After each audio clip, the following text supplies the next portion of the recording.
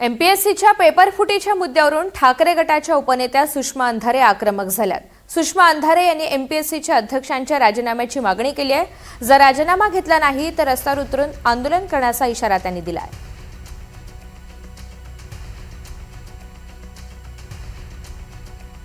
तर राजीनाम्याची मागणी सुषमा अंधारे यांच्या वतीने करण्यात आलेली आहे आणि हा राजीनामा झाला नाही तर मात्र रस्त्यावर उतरून आंदोलन करू असा इशारा सुद्धा त्यांनी सरकारला दिलेला आहे। एमपीएससीच्या पेपर फुटीच्या मुद्द्यावरून ठाकरे गटाच्या उपनेत्या सुषमा अंधारे आक्रमक झाल्याचं आपण पाहतोय। सुषमा अंधारे यांनी एमपीएससीच्या अध्यक्षांच्या राजीनाम्याची मागणी केलेली आहे।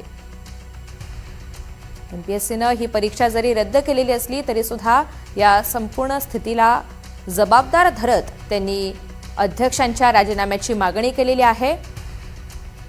दरम्यान एमपीएससी परीक्षेच्या पेपर फुटीची व्याप्ती वाढण्याची शक्यता आहे। 22 मार्चला झालेल्या परीक्षेच्या 2 ते 3 दिवस आधीच पेपर फुटल्याचं गुन्हे शाखेच्या तपासात निष्पन्न झालं।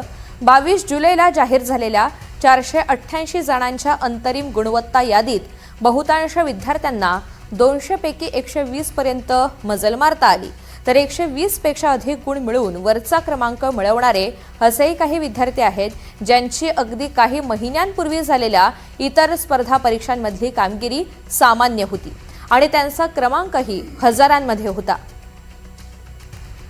दरम्यान एमपीएससी परीक्षेच्या पेपर फुटीच्या मुद्द्यावर काँग्रेस नेते विजय वडेट्टीवार यांनी प्रतिक्रिया दिली।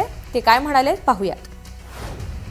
पण एक जबाबदारीने आरोप करतोय, केवळ तो लव्ह स्टोरीमुळे किंवा याच्यामुळे झालेला एक घटना जरी पुढे आली असेल तरी पण एमपीएससीच्या परीक्षामध्ये प्रचंड मोठा सावळा गोंधळ आहे आणि त्याचा फायदा सत्ताधारी पक्षातील माझ्याकडे मी जबाबदारीनं माझ्याकडे काही पुरावे येतील आणि आहेत सुरू त्यावेळेस मी बोलणारच आहे। यावर फार मोठा म्हणजे जो गोंधळ आहे त्याच्या संदर्भात मला बोलायला लागेल।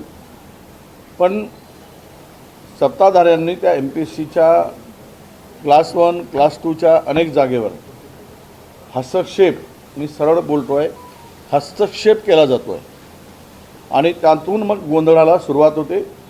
हे एक उदाहरण केवळ याच्यातून आलं असेल, पण एमपीएससीला स्वच्छ करण्याची गरज आहे, स्टाफ देण्याची गरज आहे।